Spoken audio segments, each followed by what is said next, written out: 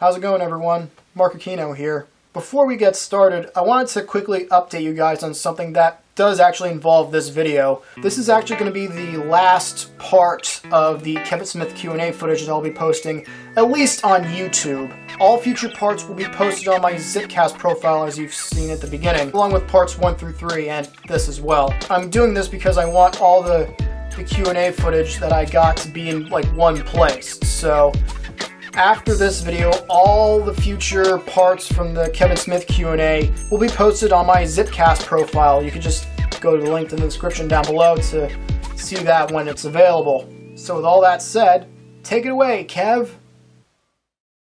It's like when I was a kid, I was in Catholic school. The fucking nuns and priests would talk about hearing the call. And when we were all kids, we all wanted to be priests. And then all of a sudden we discovered we could come. And I was like, fuck that.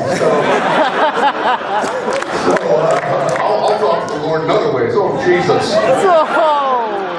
There it is. But when we were kids, it was all like, they would tell you, man, like, oh, fucking, you know, there are sacraments you can go through. And we could only get certain amounts of them. Holy orders was one you would only get if you were a priest. And so they would always tell us, like, oh, man, you get the call, you feel the call, you hear the voice, and it tells you what to do. And when you're a kid, you know, as a kid in parochial school, it sounds so fucking metal, right? Where you're like, you're sleeping in the night and Jesus whispers in your ear. And I always hoped for that. Like, even though I didn't really want to be a priest, it'd be like, it'd be awesome to get the call and be like, no thanks. You know, does anybody say no to the fucking guy? So I never got that call, but later in life I did get that weird writer call where they're like, you're fucking special, even though you're not. That's the trick. We're all fucking special. Everybody in this fucking room has a more interesting story than I have to tell. Everybody in this room, your voice is your fucking currency. Don't you get it? It's like you got nothing else in life except your perspective, who you are. The world and how you see it is fucking valuable. It's insanely valuable because we all look to each other to get through it. You know, think about it. We read other people's books. We listen to other people's music. We watch other people's shows. We'll sit there and watch anybody who will give us a hint at how to fucking get through this, man. So the idea of just being in communication with others, with somebody else who has a completely separate experience from you, but unique and fucking wonderful as well.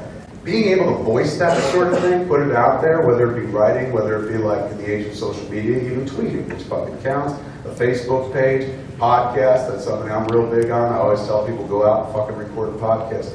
But the notion that, like, you know, some people sit there and go like, well, that's what those people do, I'm not talented. This isn't talent. Fucking recording a podcast isn't talent. Expressing what's on your mind, on your head and heart, that doesn't take talent, man. Talking to another human being doesn't take talent. So I'm always pushing people toward podcasts. Like, kind of an assignment I get out of Q&As where I'm like, you got 2 years. It's not like today. You don't have to do it today. Over the course of the next 2 years, sit down and record a podcast with somebody you like. And from some people are like, what is that? It sounds complicated. It's not. You don't even have to buy new technology. You got a smartphone or you got yourself a laptop. You just hit record and start fucking talking to somebody that you like, somebody you find interesting, about shit that you like. About not like, you know, fucking let's talk about medicine. Podcasting, man, it's the great Wild West right now. You could fucking talk about anything. I do a show called Fat Man on Batman. Guess what it is? Yeah. Literally just me talking about fucking Batman and shit like that. Anybody could do this sort of shit. You could do a show about not all the Teenage Mutant Ninja Turtles, just fucking Leonardo. And you get to an episode 100 before you're like, and Donatello's a fucking bitch. Like, shots fired. To talk about because you're talking about it from a place of passion, man. And whether you're talking about movies or TV or whether you're just talking about your fucking life. Like, I sat down and talked to my mother. One of my favorite guests on one of my podcasts was my mom. I fed her a bunch of weed cake, some edibles and shit, and then I just talked to her for hours. I was like, what was it like to suck Dad's dick, Mom? Oh, no. She sat there and picture, I'll tell you, Tiger, you know, she's luscious, you know. And I had it recorded, and I put it up, and everybody enjoyed it and shit. Everybody got insight into like, so that's where you came from. And, but the nice thing about it is, like, one day my mom's gonna pass. Like, I can't stop that from fucking happening. And that's the only crushing thing when you're an artist, man. It's the one thing you might want to never stay away from art, because there's art and there's destruction. There's creation, there's destruction. Other than that, what do you got? But the one thing you pick up when you go toward art is this fucking indignant attitude toward death. Whereas everybody in the world is just like, yeah, death, we all die and shit. Art people get real shitty about it, because like, oh, I got so much more to fucking say. I gotta make another tusk one day. You know? And a lot of people like, fucking don't. But you get real shitty about dying. You get real, like, kind of unnecessarily shitty, whereas most people in the world accept that. But you get a real chip on your shoulder. We're like, nah, I'm going to be fucking eternal. And that's why I think we create, to leave a mark on the world, right? Leave it behind, where you can just be like, I was here. As opposed to, like, you know, I fell in the human race and everybody kept fucking running forward. Hey, it's me again. Wow, I'm starting to sound a lot more like a desperate guy you went on a first date with, leaving like voicemail messages like, "Hey, it's me again. Sorry, I just wanted to know if you would want to go out to this place sometime next week. Just give me a call. You know, you got my number, and bye." Oh man. Anyway, pretty much all the footage that I shot of the Kevin Smith Q&A, I did so when I was basically standing in line waiting to ask him a question. So I'm going to end this video with me actually finally talking to Kevin Smith. And just to give you guys some context on what Kevin and I talked about, if you listen to his podcast, Smodcast, you'd know that one of his favorite subjects to talk about is Canada, especially because his co-host, Scott Mosier, is half Canadian. And it was really, really cool to talk to him for the first time. I'm obviously a huge fan of his. And getting to talk to him is one of the biggest highlights of my year so far. So without further delay, here's me talking to the one and only Kevin Smith. As an aspiring filmmaker, I don't know what else to say, man. I love you so much. Basically,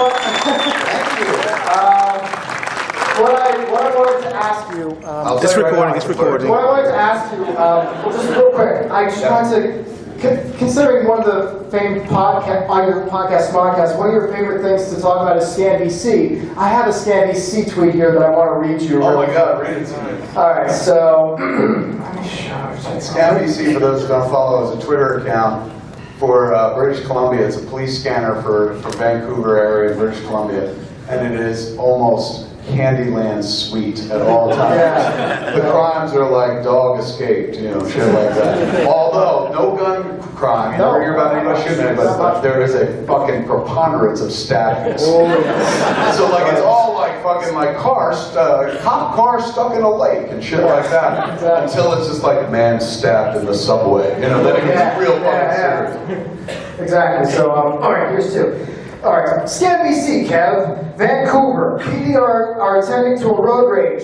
Driver swung a bucket at a pedestrian. I swear, this is exactly what it says.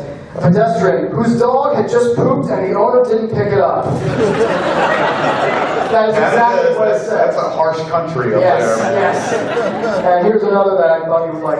Alright, another in Vancouver. Police are responding to East 10th Avenue and Prince Edward for reports of a drunk male armed with a guitar threatening an ambulance. Doesn't that make you want to move there? I'm gonna kill you with music. The day you die.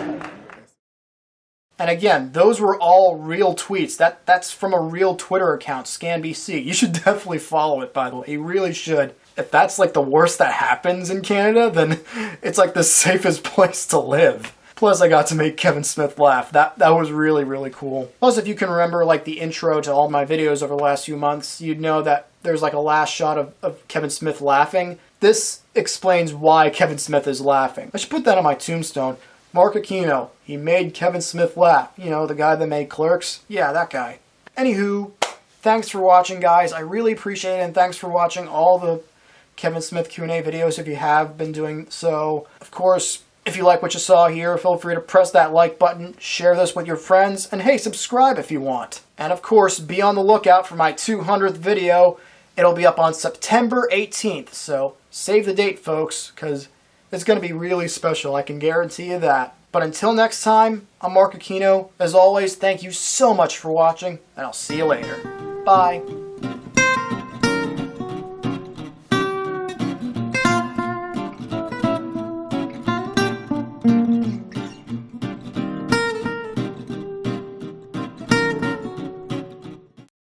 Subscribe!